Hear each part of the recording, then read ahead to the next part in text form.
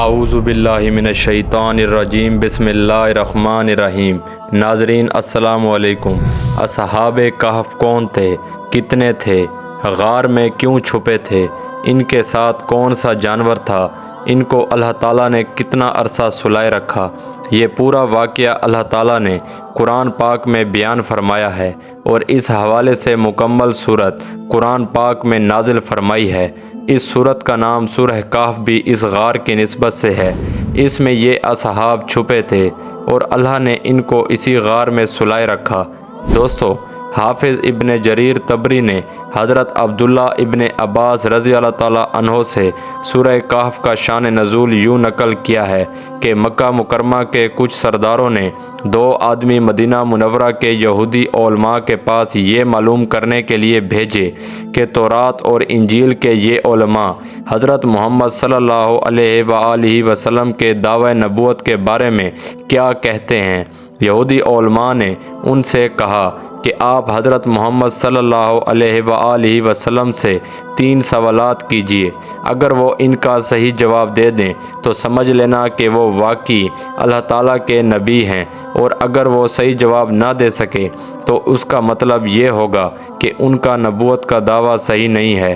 پہلا سوال یہ تھا کہ ان نوجوانوں کا وہ عجیب واقعہ بیان کریں جو کسی زمانے میں شرک سے بچنے کے لیے اپنے شہر سے نکل کر کسی غار میں چھپ گئے۔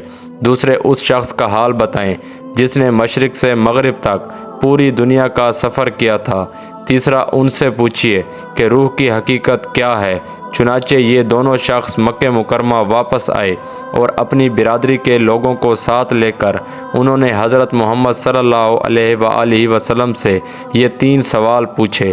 پہلے 2 سوالات کے جواب میں یہ سورہ یعنی سورہ کہف نازل ہوئی، جس میں غار میں چھپنے والے نوجوانوں کا واقعہ تفصیل سے بیان فرمایا گیا ہے۔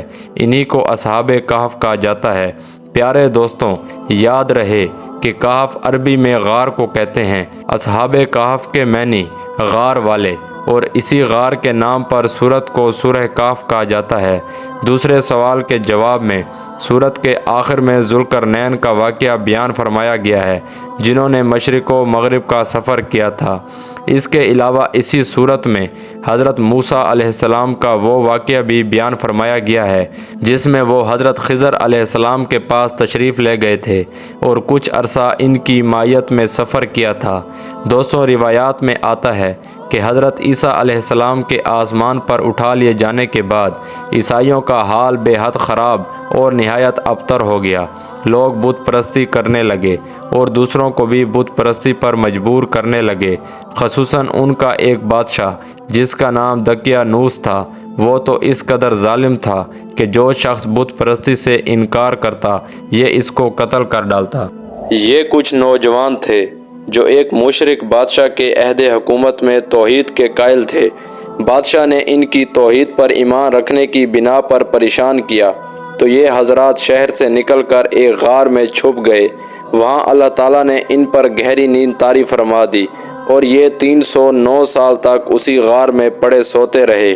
اللہ تعالیٰ نے اس نیند کے دوران اپنی قدرت کاملہ سے ان کی زندگی کو بھی سلامت رکھا اور ان کے جسم بھی گلنے سڑنے سے محفوظ رکھے۔ 309 سال بعد ان کی آنکھ کھلی تو انہیں اندازہ نہیں تھا کہ وہ اتنی لمبی مدت تک سوتے رہے، لہٰذا ان کو بھوک محسوس ہوئی تو اپنے میں سے ایک صاحب کو کچھ کھانا خرید کر لانے کے لیے شہر بھیجا اور یہ ہدایت کی کہ احتیاط کے ساتھ شہر میں جائیں تاکہ ظالم بادشاہ کو پتہ نہ چل سکے۔ اللہ تعالیٰ کا کرنا ایسا ہوا، جب وہ صاحب جن کا نام بعض روایاتوں میں یملیخہ بتایا گیا ہے کھانا لینے کے لیے شہر پہنچے اور دکاندار کو وہ سکہ پیش کیا جو 300 سال پرانا تھا اور اس پر پرانے بادشاہ کی علامتیں تھیں، تو دکاندار بڑا حیران ہوا اور ان کو لے کر اس وقت کے بادشاہ کے پاس پہنچا۔ یہ بادشاہ بہت نیک تھا اور اس نے یہ قصہ سن رکھا تھا کہ کچھ نوجوان دقیانوس کے ظلم سے تنگ آ کر کہیں غائب ہو گئے تھے۔ اس نے معاملے کی مزید تحقیق کی تو پتہ چل گیا کہ یہ وہی نوجوان ہیں۔ اس پر بادشاہ نے ان کا خوب اکرام کیا، لیکن یہ حضرات دوبارہ اسی غار میں چلے گئے۔ اس کا علم صرف اور صرف اللہ کو ہے کہ اصحاب کہف غار والے اب تک فوت ہو چکے ہیں۔ یا ابھی زندہ ہیں۔ معروف مورخ ایڈورڈ گاب نے اپنی مشہور کتاب زوال و سقوط سلطنت روم میں بیان کیا ہے کہ وہ ظالم بادشاہ ڈوسیس تھا جو حضرت عیسیٰ علیہ السلام کے پیرووں پر ظلم ڈھانے میں بہت مشہور ہے، اور یہ واقعہ ترکی کے شہر افسوس میں پیش آیا تھا جس بادشاہ کے زمانے میں یہ حضرات بیدار ہوئے۔ گابن کے بیان کے مطابق وہ تھیوڈوسیس تھا۔ مسلمان مورخین اور مفسرین نے بھی اس سے ملتی جلتی تفصیلات بیان فرمائی ہیں اور ظالم بادشاہ کا نام دقیانوس ذکر کیا ہے۔ ہمارے دور کے بعض محققین کا کہنا ہے کہ یہ واقعی اردن کے شہر عمان کے قریب پیش آیا تھا۔ ان حضرات کو اصحاب الکہف غار والے کہنے کی وجہ تو ظاہر ہے کہ انہوں نے غار میں پناہ لی تھی، لیکن ان کو رقیم والے کیوں کہتے ہیں، اس کے بارے میں مفسرین کی رائے مختلف ہیں۔ بعض حضرات کا کہنا یہ ہے کہ رقیم اس غار کے نیچے والی وادی کا نام ہے۔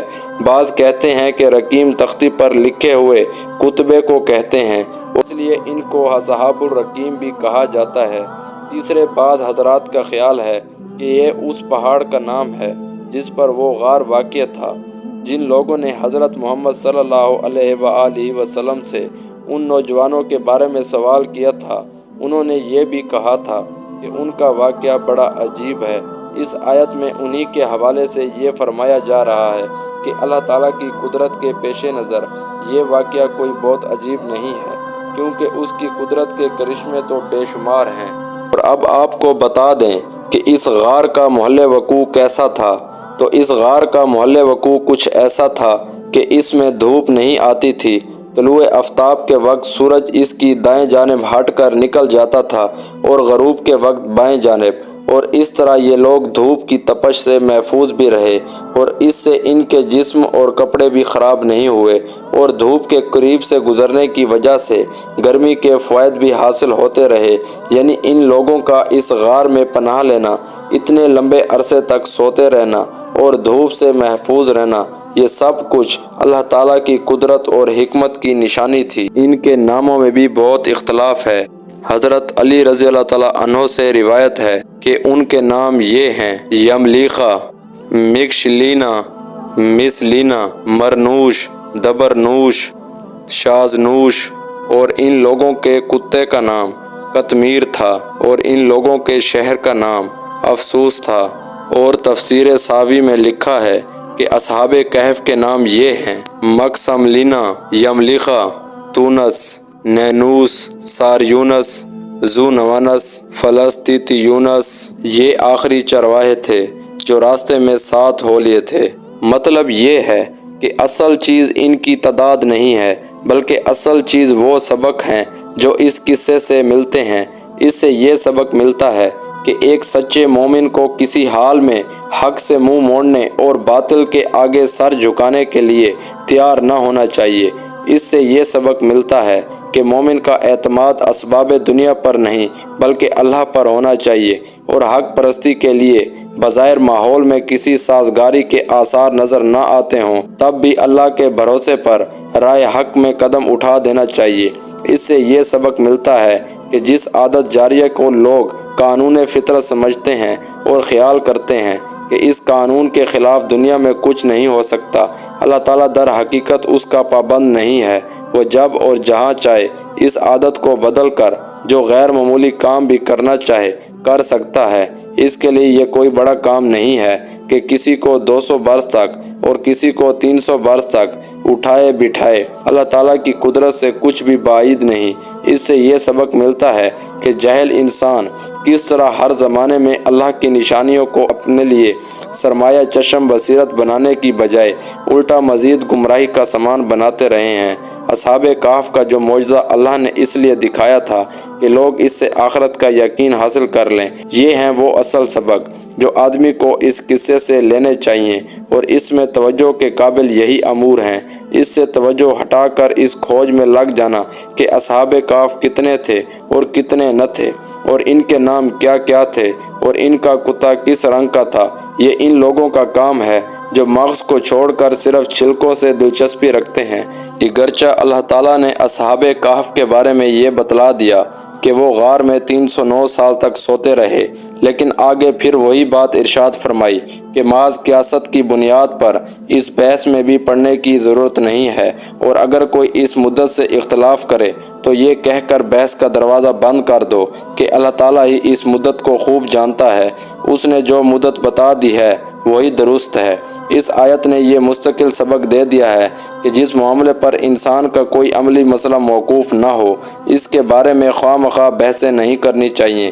اصحاب کہف کے واقعے میں اصل سبق لینے کی بات یہ ہے کہ انہوں نے کس طرح ناموافق حالات میں حق پر ثابت قدم رہنے کا مظاہرہ کیا، اور پھر اللہ تعالیٰ نے کس طرح ان کی مدد فرمائی۔ اللہ اللہ اللہ اللہ